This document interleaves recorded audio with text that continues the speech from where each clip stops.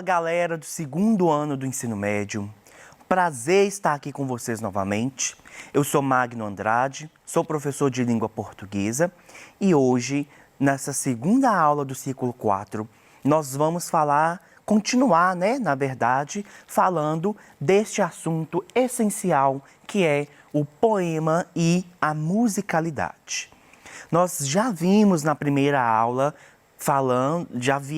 da primeira aula falando sobre este assunto e vamos continuar com este mesmo assunto hoje.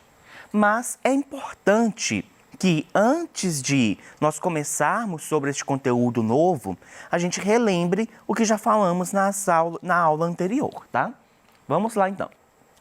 Primeiro ponto que foi tratado na aula anterior e que eu quero destacar com vocês aqui novamente é sobre a comunicação e a intenção. Todo texto, ele exerce uma comunicação e toda comunicação, ela é repleta de intenção. Nós vimos, então, na última aula, alguns exemplos de poemas e de músicas que trazem uma certa intenção. Uma intenção em relação à própria estrutura do texto, como nós vimos lá na nossa última aula, tá? E para além disso, essa comunicação e essa intenção construída dentro de um poema que vai trazer a musicalidade, nós temos a rima e o ritmo, que são elementos essenciais para que nós tenhamos essa aproximação entre uma música e entre um poema.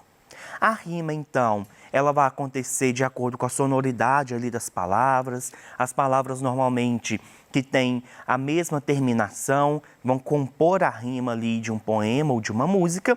E o ritmo, que também compõe essa musicalidade dos poemas por meio das sílabas mais fortes e mais fracas, que ao longo da leitura nós vamos identificando e que vai dando um tom, vai dando uma musicalidade para dentro deste poema. Porém, não é somente a rima e o ritmo ou a comunicação e a intenção que vão aproximar a música e o poema. Existe um outro ponto muito interessante que aproxima a música e o poema, que é dar voz às minorias e discutir pautas sociais. Vamos lá então. Primeiro, nós precisamos de entender o que eu estou chamando aqui de minoria. Minorias sociais. O que são? Ao contrário do que se pensa, uma minoria não está sempre em menor número na sociedade. Que coisa estranha é essa? Nós estamos usando a palavra minoria, mas não necessariamente minoria é a minoria? A minoria pode ser a maioria? Como que isso funciona, professor? Vamos lá. Por que então ela é chamada de minoria? A minoria social se refere a um grupo de pessoas que, de algum modo e em algum setor das relações sociais, se encontra numa situação de dependência ou desvantagem em relação a um outro grupo maioritário, ambos integrando uma sociedade mais ampla. As minorias recebem quase sempre um tratamento discriminatório por parte da maioria. Um pouco complicada essa explicação? A gente vai, então, melhorar. Vou explicar de um outro modo. Uma minoria social, lembrando que existem outras formas de nós nos referirmos, tá? Existem aí outras pessoas que não vão falar minoria, mas que vão usar outros termos, tudo bem? Mas uma minoria social são aquelas pessoas que têm uma desvantagem em relação a um grupo maioritário. O que seria um grupo maioritário? É um grupo social que tem consigo as qualidades que a sociedade julga como ideais. Então, nós temos aí um certo padrão estabelecido, pré-estabelecido pela sociedade, um padrão que não devia existir, de como as pessoas devem ser.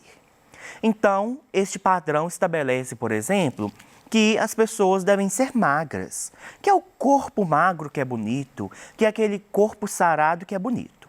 Isso é um padrão estabelecido pela sociedade que discrimina outras pessoas, porque as pessoas que não têm este corpo que a sociedade determina como padrão compõem a minoria, aquela minoria que não tem as características padronizadas pela sociedade. Existem aí diversos grupos minoritários. Por exemplo, as pessoas negras na sociedade compõem aí um grupo de minoria social, embora mais de 50% da população brasileira seja de pessoas negras. Por que então que este grupo é minoritário? Porque existe aí algumas pessoas dessa sociedade que falam que esta cor de pele não é o padrão. E aí que acontece as minorias sociais. Nós vamos ver aqui como que a literatura e como que a música, elas conseguem dar voz tanto a essas minorias quanto às pautas sociais. Por quê? A música, principalmente, ela é muito popular. Praticamente todas as pessoas ouvem música. E muitas pessoas ouvem música o dia inteiro. Então, às vezes, está dirigindo, ouve música, está no ônibus, ouve música, está arrumando casa, ouve música. Existem muitas pessoas que, inclusive, estudam ouvindo música. Ou seja, a música é uma forma de fazer com que todo mundo esteja ali no mesmo barco. E já que todo mundo está no mesmo barco de quem ouve música, as pessoas criam músicas que vão tratar daquilo que elas acreditam.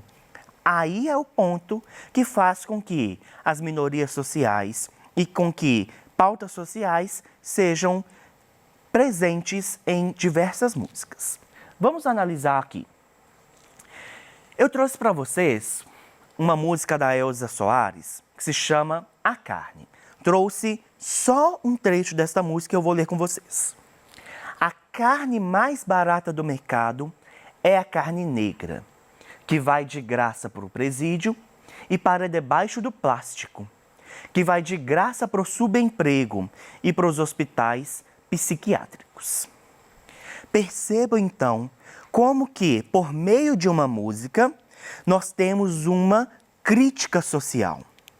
A Elza traz essa música então, dizendo ela como uma mulher negra e de grande importância para a área artística do Brasil, ela traz aí essa música que vai fazer uma crítica social, que vai dizer que a carne negra é a mais barata, ou seja, é a mais deixada de lado, é a mais desvalorizada.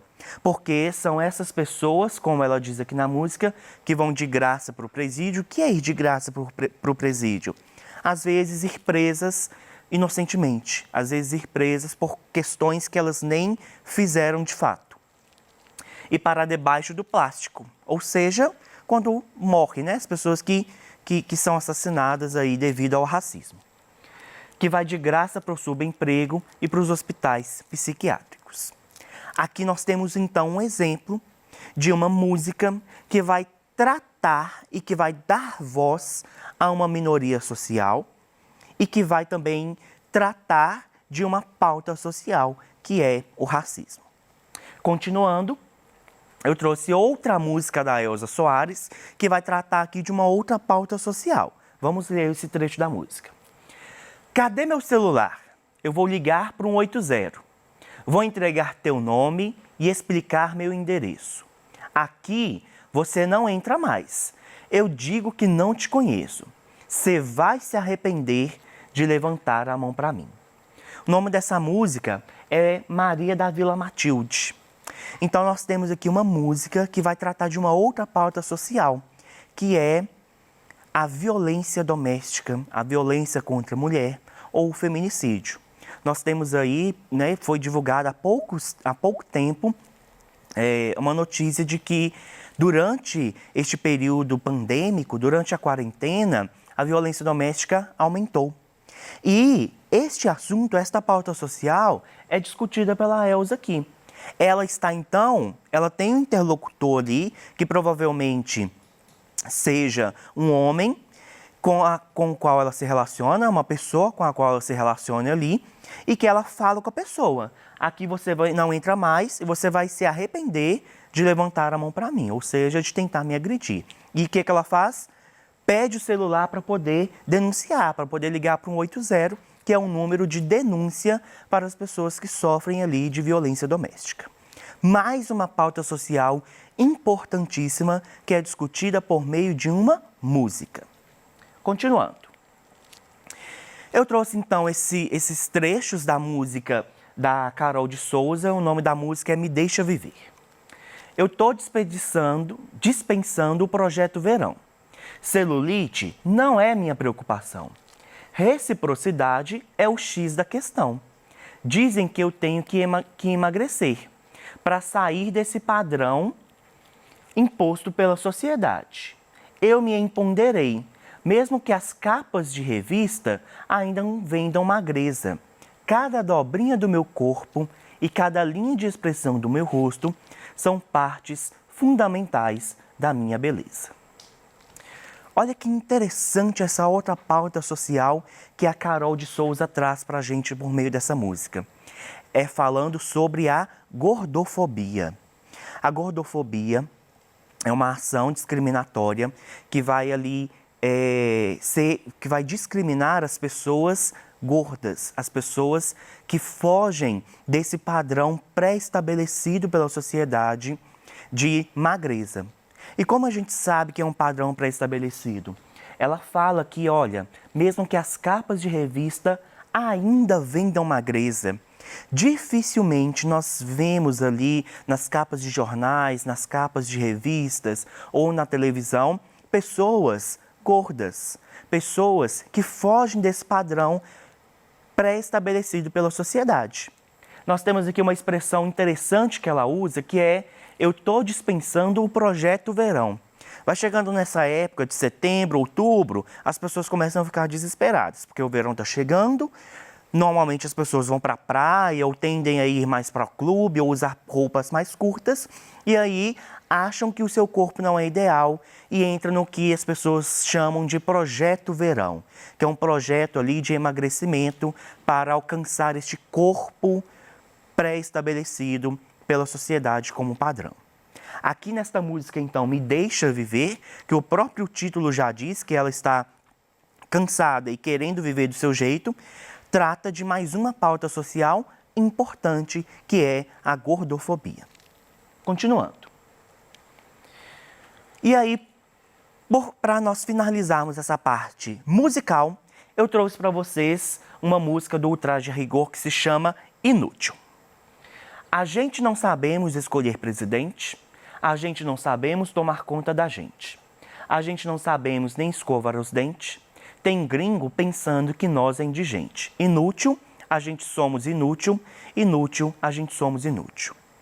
Outra crítica de uma outra pauta social, em que estes cantores aí, esta banda, ela vai trazer essa discussão relativa ao fato de que as pessoas desdenham a massa da sociedade, ou seja, aquelas pessoas mais pobres, dizendo que nós não sabemos fazer boas escolhas, que nós não sabemos tomar conta de nós mesmos. E isso acontece por quê? Porque muitas vezes nós temos aí atitudes dessas pessoas que podem demonstrar isto que a música diz. Uma coisa muito interessante que existe em todas as músicas que eu quero pontuar para vocês. Nós temos aqui, olha, uma construção nessa música que é A Gente Não Sabemos. Na música da Carol de Souza, ela fala, eu tô dispensando. Na música da Elza, ela fala, você vai se arrepender. E na outra música da Elza, nós temos aqui que vai de graça pro presídio. O que eu estou pontuando aqui para vocês? Questões que muitas pessoas consideram como erros, mas que de forma alguma nós vamos chamar de erros. Por quê? Porque a música, o poema, a arte, ela permite, ela deixa que nós, como autores dessas artes, usemos uma linguagem que não seja padrão na língua portuguesa. Então, quando a gente vê isso nas músicas, não é porque a música está errada ou não é porque o autor não soube escrever. É intencional. Essa é a intenção deste autor. Lembra que nós falamos que toda comunicação tem uma intenção? A intenção do autor é fazer essas marcas mesmo. É deixar com que a sua música seja mais acessível para as pessoas. Nesta música aqui, por exemplo, do Traje a Rigor, a gente não sabemos escolher presidente, não sabemos tomar conta da gente. A forma como eles escolhem escrever a música já passa uma intenção também.